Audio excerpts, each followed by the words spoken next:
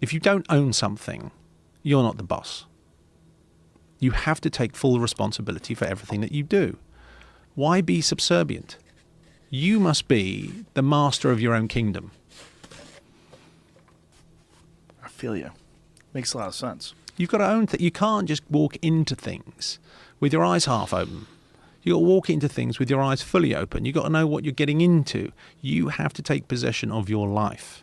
Is this a thought process that you have to constantly reaffirm, or Yes, is this cemented in your it's head? exactly that. It's exactly that. You drift on this point. Right. And it is whatever form of meditation or mantra that you decide to espouse, there needs to be some period in your day where you remember that there's a world out there trying to tell you who you are, and there's a world in here that's trying to tell you who you are. Now, where do you want to put your eggs? Because the world outside is very noisy and very tempting, and it has all the razzmatazz, it has all the tinsel and all the glitter. It's got all the toys. But that's because you don't think you're enough in the first place.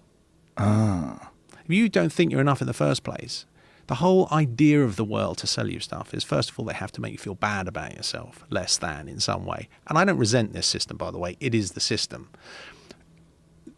But what's the expression about don't hate the player, hate the game? Don't hate the game. Love the game because you're in it, mate. So own the game, accept the rules, and move on into the rules. So the world will try and tell you who you are, and you have to tell yourself who you are. And there's this ongoing battle. And somehow there needs to be a reconciliation between the two. But in the end, you've got to have all the eggs in your basket. There's also an ongoing internal battle, though, isn't there? There's the you that you want people to think you are, and there's the you who you are, and trying to figure out, like, how do I figure out who I am? Like, do I have a correct assumption of how the people are perceiving me and how I actually am objectively, or am I bullshitting the world with this suit and pocket square? Yeah, I would say it's exactly the scenario that we're talking about. There's essentially only two worlds. There's the inner world of energy and there's the outer world of energy. There's two identities. One's real, one's false. The external world is I'm asking you to tell me who I am. That's what we're all playing at. And as soon as you start playing that game, we run into all sorts of trouble. Call it the ego, call it whatever you want to call it. But that's the dynamic that we're in. And somehow we have to give ourselves enough confidence to reassure ourselves that we are enough. It's what the essence of narrative. I'm a storyteller. The essence of narrative is only about this dynamic. There is nothing else in a story other than this dynamic. So the struggle between other people's perceptions and your own wants and desires and who you truly are, your significant real self.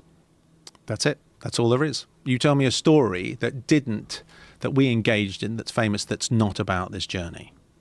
I'll give you an example. The Prodigal Son. Parable, Christian, seems religious, doesn't really make much sense. Do you know the story? Sure, but why don't you lay it out? So there's a father.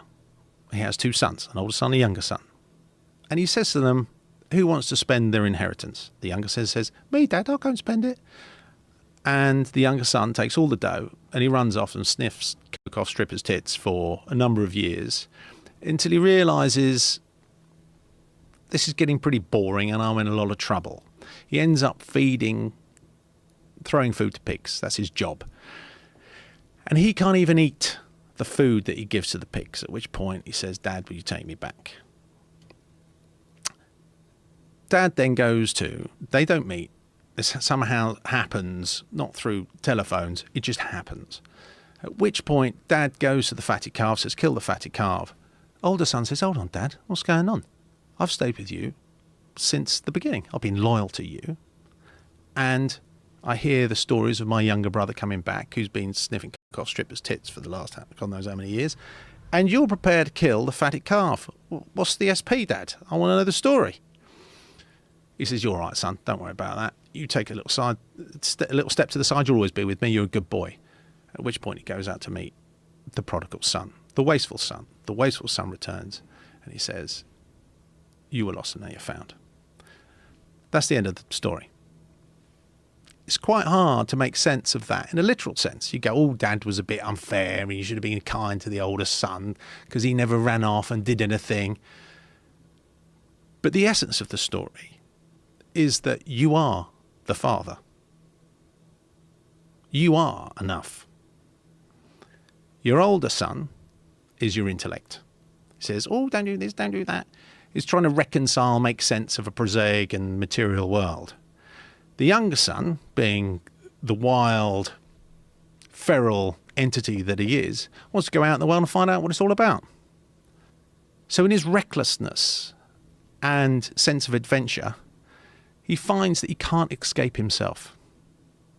So he has to return to himself.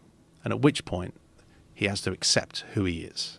At which point, the intellect is left out of the equation pretty much as the older brother, because he can't understand the significance of the journey of the wasteful brother. In the end, you have to leave yourself to understand the value of yourself. You have to lose stuff before you realize that all the stuff that you're losing is ephemeral and transitory. It's not yours. You're enough. You're always enough. But you've got to somehow prostitute yourself before you realize your own value. That is the essence of all stories. That's deep, Guy Ritchie. Is that something you think about all the time? Or is this like a cemented philosophy? So, King Arthur, the story you just made. A man is a king, has a son. The father runs into a bit of aggro. The son jumps into a little boat, a little skillet, and he's not skillet. That's what you cook your chops on, isn't it? Yeah. Skiff, a little skiff. The skiff takes off down the river. He gets found by prostitutes. He's brought up in a brothel. He understands the ways of the street. He becomes a king on the street. He works his way out the different ladders, and then he pulls a sword from a stone at a certain point in his life, a certain point of evolution, and then from there he goes on to be the king. There's a bit of a tussle all along the way, lots of wrestling matches. In the end, he fights down his demons and he becomes the king. So what's the significance of this narrative? That every man in himself is aristocratic, that he is his own king.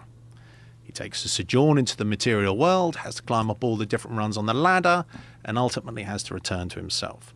The significance of the extraction from the sword from the stone is the stone is the material world. The material world which seems all solid because it controls you whilst you're projecting your sense of identity upon it. The extraction of the stone is taking back your own authority, your own divinity, your own authority, your own identity, whatever it is that you've got to call it, your own power. You're no longer looking for a sense of self outside of yourself. And then you have to face the demons that you've created in your history by facing them and fighting them and owning them. You put them in the face of who you are, and that's a wrestling match. You'd have to take away all these crutches, and that's all that we struggle from in life, is taking away our crutches. Oh, please tell me who I am. Oh, please give me a bit more money so other people think I'm clever. Oh, and then I'll have a nice car and people think I'm clever. You've got to take away all these crutches and stand as the man that you are, and you're liberated from your whole thing. So that is the story of King Arthur. But it's not just the story of King Arthur, it's the story of all narrative. Do you think that most people that are watching the film are going to get that, though? They're just going to get an entertaining story. They're just going to see a bunch of cool stuff, some drama play out. But this is fascinating that you're operating so many levels underneath it. Yeah, but I'm a storyteller. It's my business. So if I'm in the business of story, I might as well understand story. And do you need to understand all that? I'm not sure if you do. Depends where you are on the ladder. So you can just go along, have a nice bit of entertainment. Good guy, bad guy. Everything's literal. There's nothing wrong with literalism. It is what it is. It's the game. You can glean what you can glean when you're ready to glean what you're ready to glean. Are you a Joseph Campbell fan?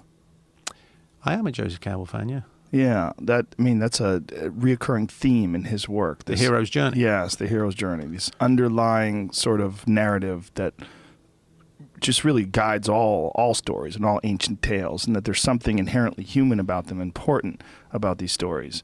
They resonate with our wants and needs and goals, and even also maybe the structure that we really truly need in our own life. Yeah, I mean, all the stories from whatever period, I'm sympathetic to this particular, to Joseph Campbell's philosophy on this. But he's not the only one, right? Right. The weird thing about religion is religion has done to the spiritual significance of narrative what the businessman did to the suit. He's literalized it. He didn't Right. realize that putting on a suit is putting on a suit of armor, is putting on something that's rather spectacular. You're just doing it for convention. You're doing it for others. You're not doing it for you. And in our literal mind, we look at a narrative and we see the narrative for what we believe it to be, the exterior aspect of the narrative. So we see the world upside down. We're not actually interested in the essence of the narrative because we're so busy pandering after the approval of others. So everything that we see, every narrative that we listen to, every film that you see, you're not really interested in its soul. You're interested in its body because that's what we correspond to.